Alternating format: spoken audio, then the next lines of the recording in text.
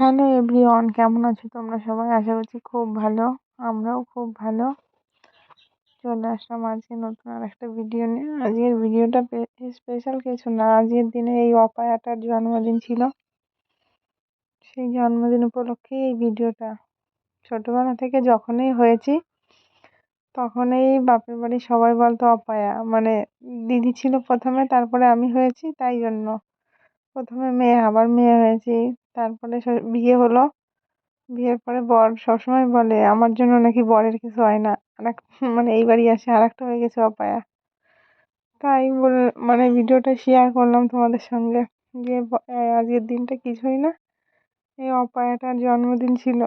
এই দিনটা যদি না আসতো তাহলে হয়তো দুটো পরিবারের কোনো সমস্যা হতো না, এক আমার বাপের বাড়ির, দুই আমার শ্বশুর বাড়ির, দুটো পরিবারই হয়তো ভালোভাবে থাকতে পারতো। শুধু এই একমাত্র আমার এই অপায়াটার জন্য হয়তো দুটো পরিবারই কষ্টে আছে। বাবা মা তো আছেই, তারপরে শ্বশুর বাড়ি।